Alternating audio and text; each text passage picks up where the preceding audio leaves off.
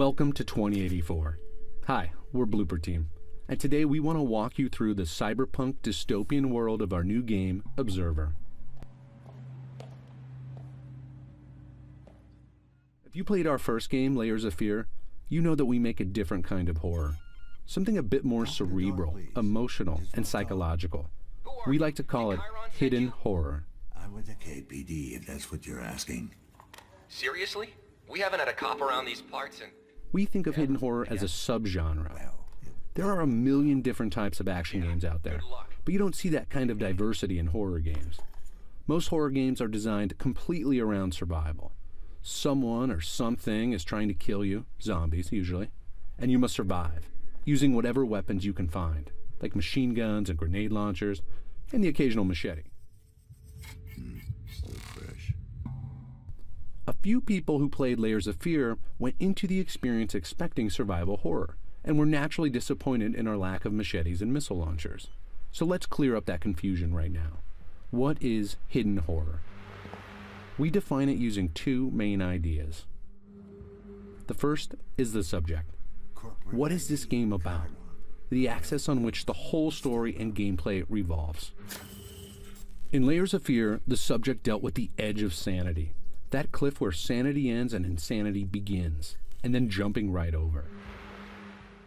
In Observer, the subject is the boundaries of our own humanity. Where does our humanity begin, and where does it end? The proverbial fight between man and the machines we create. The deepening reliance on technology in our everyday lives. How that technology can be used as a tool, but also as a weapon. Don't be afraid. After the subject, the second element of hidden horror is catharsis. We want to scare you in such a way that you are going to feel a release. We want to draw out the horror that hides within you, the horror that hides within us all. We'll help you to confront those fears, look them straight in the eye, and let them go. Damn it, still no connection. Listen. One of the fans of Layers of Fear put it best.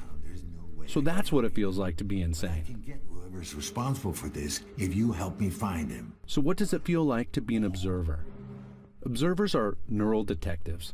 They have the authority to hack people's minds and relive their memories as a way to solve crimes.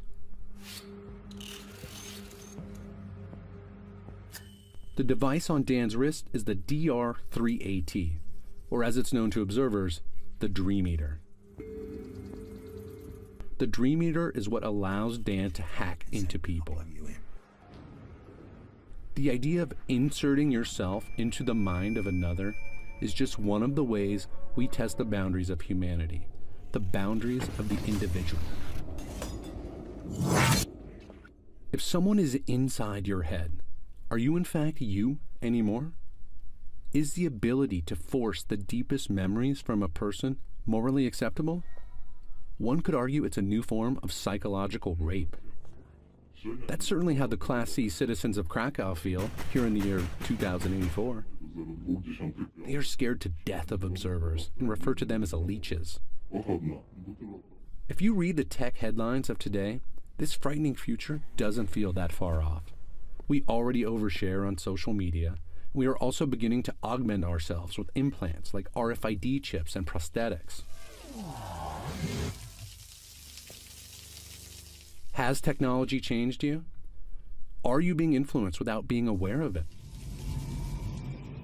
These are the type of questions we want you to ask yourself as you play Observer.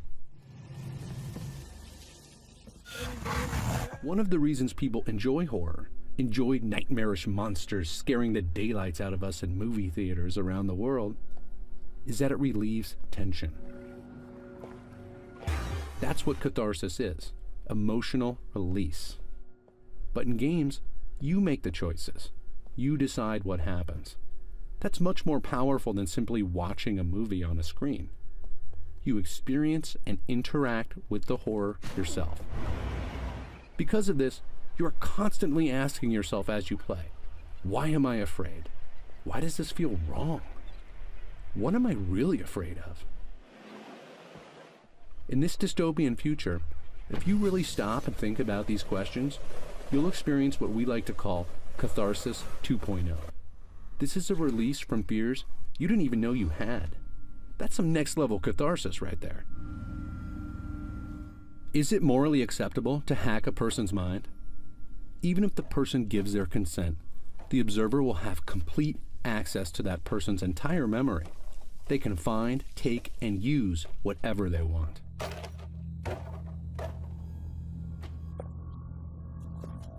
These memories are a private part of this man's life. Detective Lazarski is just plowing right through it.